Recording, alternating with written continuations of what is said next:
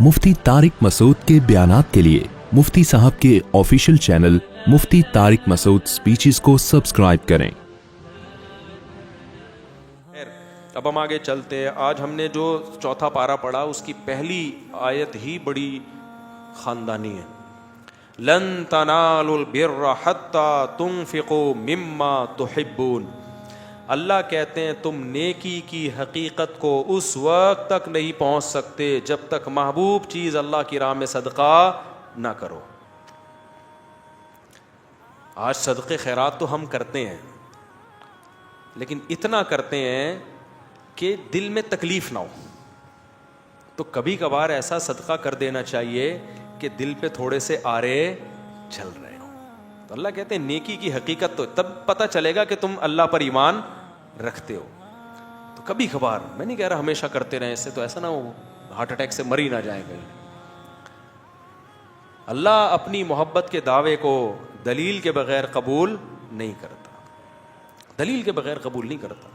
तो आरे थोड़ा सा घिसाई होनी चाहिए दिल की। हमारे हजरत एक शेर पढ़ा करते थे, आयना बनता है रगड़े लाख जब खाता है दिल, कुछ ना पूछो दिल बड़ी मुश्किल से बन पाता है दिल।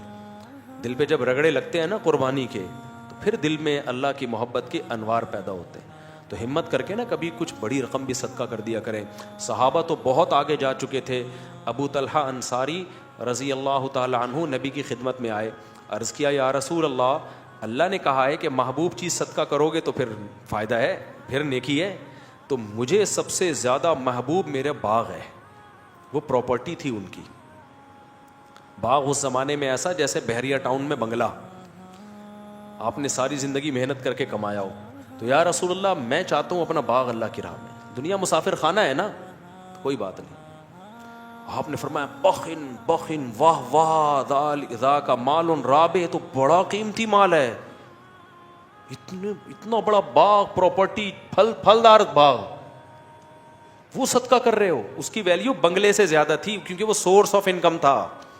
समझते होगे नहीं समझते? मैं नहीं कह रहा कि आप ऐसा करें, क्योंकि अगर कल आजमाइश आई तो फिर मुझे भी बुरा भला कहोगे और अल्लाह मियाँ को भी कहना शुरू कर दोगे।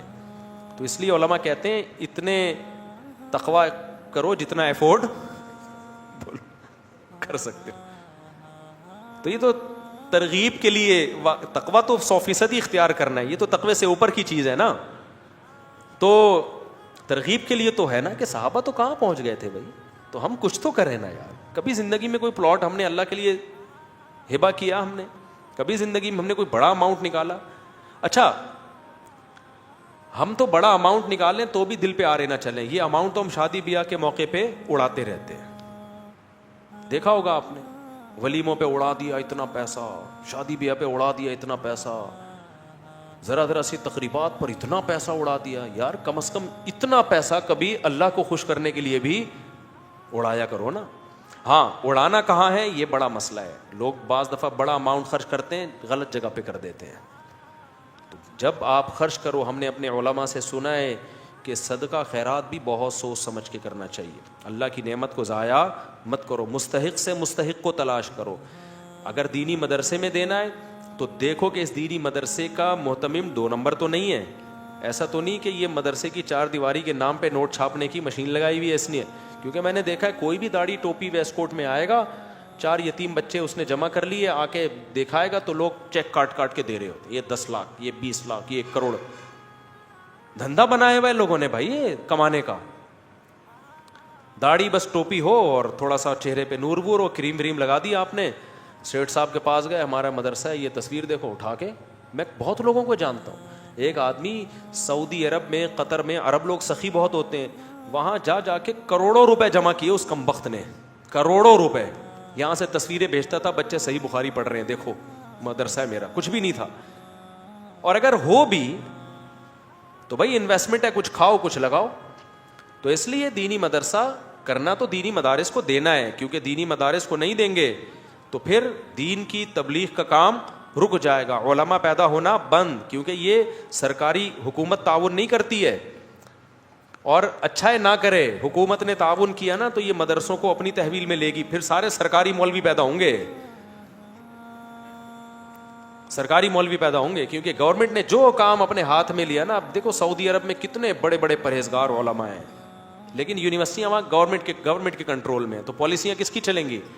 گورنمنٹ کی. اب وہ بیچارے کچھ بول ہی نہیں سکتے, جو بس ہے بس ٹھک وہ چلے گا.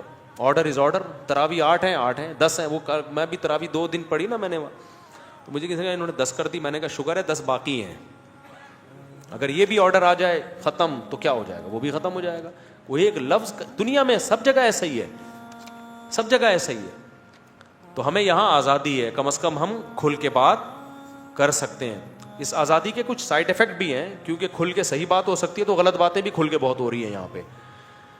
لیکن یہ دینی مدارس چلتے ہیں لوگوں کے تعاون کے ساتھ, تو جو صحیح مدرسے ہوں ان کے ساتھ تعاون کرنا چاہیے. لیکن ایسا ہی نہیں کہ جو اٹھایا منہ آ رہا اٹھا کے دے دیا. تو ٹرسٹوں میں بھی ایسا ہی ہے, بہت سارے ٹرسٹ کھانے پینے کے دھندے بنے ہوئے ہیں, کچھ دکھایا جا رہا ہے, کچھ کروڑوں کی جائیدادیں بنائی جا رہی ہیں. بس لوگ دیکھتے ہیں ٹرسٹ ہو, ٹرسٹ ہے تو پکڑاتے چلے جاؤ, پھینکتے چلے جاؤ. تو کچھ تھوڑا سا خدا کا خوف کرو. کیوں آپ اپنے پیسوں کو اس طرح سے ضائع کر رہے ہو؟ جب آپ تجارت میں پیسہ لگاتے ہو, آپ 100 دفعہ تحقیق کرتے ہو اچھی سی اچھی جگہ پہ لگے پیسہ, تو صدقہ کرنے میں بھی کیا کرنا چاہیے بھائی؟ تحقیق کرنی چاہیے کہ آپ کا پیسہ ضائع نہ ہو, کیونکہ اس کے پھر نقصان زیادہ ہوتے ہیں آپ غلط لوگوں کو اگر دیتے ہو. تو اللہ کہتے ہیں محبوب چیز تھا. تو حضرت ابو طلحہ نے کہا یا رسول اللہ میرا باغ اللہ کے لیے. تو آپ صلی اللہ علیہ وسلم فرمایا واہ واہ کیا خوبصورت بہترین مال. پھر آپ نے فرمایا یہ سارا پیسہ یعنی باغ جو ہے اپنے چچا زاد بھائیوں کو دے دو. یہ ہے اسلام کی خوبی. اسلام رشتہ داری جوڑنے کو جتنی ویلیو دیتا ہے, میں کیوں بار بار 4 شادیاں بچے پیدا چیخ کیوں رہا ہوں؟ میں پاگل تھوڑی ہوں. آپ کو کیا میں پاگل نظر آتا ہوں؟ میرا دماغ خراب ہے. آپ کے بچے پیدا ہونے سے مجھے کیا فائدہ ہوگا؟ وہ جب تک بڑے ہوں گے ہم تو مر چکے ہوں گے. آپ کہہ سکتے ہیں نا فائدہ یہ ہوگا کہ بڑے ہو کر میرا شکریہ ادا کریں گے. مفتی صاحب آپ کا بہت شکریہ, آپ کے بیانات سن کے ہمارے ماں باپ نے نسل روکی نہیں اور اتفاق سے ہم بھی اسی سلسلے میں پیدا ہو گئے. وہ تو جب تک بڑے ہوں گے ان میں سمجھ آئے گی ہم شاید مر چکے ہوں, اور شکریہ ادا کر کے بھی مجھے کیا ملے گا. تو اسی وجہ سے میں چیختا ہوں کہ اسلام خاندانی نظام چاہتا ہے, اسلام انڈیویجولی لائف کا قائل بولو نہیں ہے. اکیلا نہیں ہے انسان, ماں ہے, باپ ہے, دادا ہیں, دادی ہیں, نانا ہے, نانی ہے, بیوی ہے. 4 نہیں کرو, 1 ہی کر لو ٹائم پہ, لیکن نسل مت روکو. پھر بیٹے ہوں, بیٹیاں ہوں, پوتے ہوں, نواسے ہوں, بہویں ہوں, داماد ہوں. یہ ہے انسان کی نیچرل لائف, اور اسی میں انسان کا سکون ہے. اور اس میں توکل کس پہ کرنا ہے؟ اللہ پہ. خرچے پورے کرے گا اللہ. سمجھتے ہو کہ نہیں سمجھتے؟ لوگ کہتے ہیں گراؤنڈ ریئلٹی کو بھی تو دیکھو, زمینی حقیقت کو بھی تو دیکھو, مہنگائی دیکھو اور بچے پیدا کرتے چلے جائیں.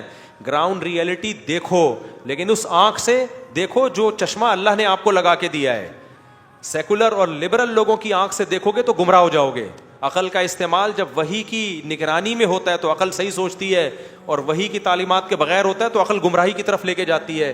انہی عقل پرستوں نے تو ہومو سیکشولیٹی کو لیگل کر دیا نا, تو یہ وہ عقل ہے جو خدا کی تعلیمات سے بغاوت کر کے استعمال ہو رہی ہے. تو گراؤنڈ ریئلٹی ایک طرف یہ کہتی ہے نا مہنگائی غربت, گراؤنڈ ریئلٹی یہ کہتی ہے کہ بچے جب پیدا ہوتے ہیں تو ماں کی چھاتیوں میں فوراً دودھ آ جاتا ہے. اس کا مطلب جس نے پیدا کیا وہ غافل نہیں ہے, تو وہ دوسرے میں بھی دے گا. آپ کہہ سکتے ہو دودھ آ رہا ہے نا بھائی, اس وقت ضرورت دودھ کی ہے اس لیے دودھ آ رہا ہے. اللہ بتا رہا ہے کہ جس وقت جو چیز کی ضرورت ہوگی وہ میں دے دوں گا. دودھ پیدا کرنا تو سب سے مشکل کام تھا, باقی چیزیں تو انسان پیدا کر لیتا ہے, دودھ نہیں پیدا کرتا. آج تک کوئی کمپنی دودھ پیدا نہیں کر سکی ہے ماں کا دودھ, اور اس کا آلٹرنیٹ بھی پیدا نہیں کر سکی. اللہ کہتے ہیں جو چیز تم پیدا کر نہیں سکتے, تمہارے ہاں بچہ پیدا ہونے پہ وہ پیدا کر دیتا ہوں. تو اسکول کی فیسیں تو آسان ہے. سمجھ میں آتی ہے بات کہ نہیں آتی ہے؟ یہ تو زیادہ آسان ہے. تو اس لیے نبی نے رشتہ داری جوڑنے, تو آپ نے حکم دیا حضرت ابو طلحہ کو کہ یہ باغ کس کو دے دو, کیونکہ ان کے چچا زاد بھائی غریب تھے. تو کس کو دے دو بھائی؟ تو آج رمضان میں یہ عزم کرو کہ ہمارے قریب ترین رشتہ داروں میں جو غریب ہوگا ہم نے اس کے ساتھ تعاون کرنا ہے. جن کو اللہ نے دولت دی ہے نا وہ منتھلی باندھ دیں اماؤنٹ. بھائی کو بھائی سے یہ کہنا نہ پڑے کہ تو کروڑوں روپے کماتا ہے, میں گٹکے کی دکان بھی نہیں کھول سکا, کچھ تو میرا خیال کر. یہ کہنا نہ پڑے, وہ خود سوچے کہ بھائی اللہ نے رشتے داروں کو لاوارث چھوڑنے سے منع کیا ہے. بیوہ بہن ہے, طلاق یافتہ بہن ہے, دل کھول کے خرچ کرو, بوجھ نہ سمجھو.